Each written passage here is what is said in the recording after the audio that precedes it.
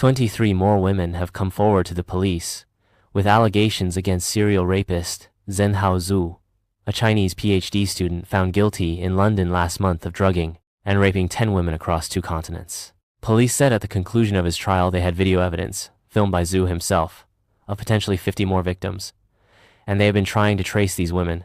Detectives now say, however, that they believe Zhou's offending group is far greater. Women who have contacted police in the past month with new allegations have also spoken to the media. One said Zhou raped her in his hometown in China, after spiking her drink, which left her conscious, but unable to speak or move. The other said Zhou drugged her too, in London, and that she had woken up to find him filming himself sexually assaulting her. One of the 2 women whose testimony helped convict Zhou, who will be sentenced in June, said this: "If I had spoken up earlier, maybe there wouldn't have been so many victims after me." She and the other women say they struggle with the guilt of now knowing that Zhou has assaulted so many women. "It is challenging for foreign nationals to report sexual crimes in the UK, says Sarah Ye, a trustee at Southeast and East Asian Women's Association in London. "It would be daunting for anyone, from overseas, to be traumatized by rape, and then have to navigate the British legal system, and the NHS, or even access the services provided for victims," she said. "They might not understand their rights, or what resources are available to them," she says, as well as being concerned about repercussions, negative impacts on their studies, shame brought on themselves and their families, and potential legal challenges. About a year after Alice says she was assaulted, she discovered that one of her male friends in London also knew Zhou, but had cut all contact because he found out Zhou had been spiking women's drinks. The friend, who the media is calling G, said he wasn't surprised at all when he heard Zhou had been convicted. "A lot of friends at the time probably knew what Zhou was doing. I reckon some of our female friends knew too." G told us he accidentally drank from someone else's glass at a party in 2022, and then became unwell and very sleepy. Zhou then told him he had spiked the drink, says G, and had meant for a woman at the party to drink it. G, says Zhou, later showed him a small bag of drugs and asked if he wanted to collaborate with him. He says he took from this that Zhou wanted his help finding girls whose drinks he could spike. G says he refused. The media journalist asked G why he had initially continued to see Zhou and why he didn't go to the police. G says they both had lots of mutual friends, so it was difficult not to socialize together. He says he did warn his friends about Zhou, telling them not to hang out with him because he was drugging people.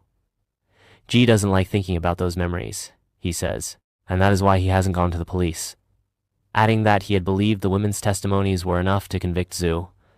Eventually, G says, he did cut all ties with Zhou.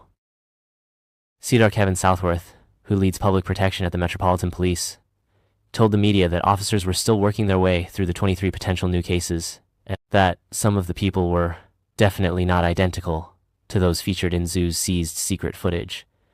It speaks to the fact that his offending group is actually far greater than we had realized. A second trial for the convicted rapist has not been ruled out, and there is certainly a case to discuss with the Crown Prosecution Service, given the numbers of women coming forward, he adds. He wears a Rolex Submariner watch. Journalists also spoke to the only 2 victims who police were able to identify ahead of Zhou's trial. Both are Chinese nationals who had been studying in London. The women got to know each other on social media after one of them, who we are calling Beth, posted about her experience. Beth was raped by Zhou in 2023 and had tried to report the crime to the Metropolitan Police soon afterwards. But then she decided not to pursue things because she felt unsure of UK law and had been left feeling discouraged after her initial interaction with the police, which included a poor translation of her 999 call. "Back then, I didn't know Zhou's name. I didn't know his address. I could only give general information," she says. In frustration, Beth posted a warning on social media about what had happened to her. Another Chinese student, Clara, says she immediately knew this was the same man who had drugged and raped her after a night out in London's Chinatown 2 years before. Every detail in Beth's post pointed to the same man, says Clara. He has a Guangdong accent, he looks honest, and he wears a Rolex Submariner watch. The woman began to speak online, and Beth encouraged Clara to report what had happened to her to the police. Months later, police contacted Beth to say they were reinvestigating the case. Clara had come forward. On Zhou's seized devices, police had also found a video featuring Beth. The Met has since expressed regret over how it initially handled her allegations. "We want to avoid situations where victims feel like they're maybe not being taken seriously, or heaven forbid, being disbelieved," says Kedar Southworth. Additional training is now being rolled out to all frontline officers, he says. Clara describes a positive experience with British police. She says she didn't want to fly to London for the trial, in case her parents found out, so the Met sent 2 officers to China to support her as she gave evidence by video instead. The officers were assisted by the Chinese authorities, who have been working collaboratively with the Met and are very supportive, says Cedar Southworth. I hope that can give some encouragement to victim survivors, wherever they are in the world, that you are safe to come forward. In addition to his time in London, Zhou also studied in Belfast between 2017 and 2019. Police do not know if his campaign of drug rape had already begun while he was there. Beth, who gave her evidence in court in London, says it was only afterwards that she realized that she and Clara were the only 2 women to have helped convict Zhou. I thought for a long time that I wasn't an important part of the case against Zhou, she says. Now she is glad she testified and is encouraging other women to come forward.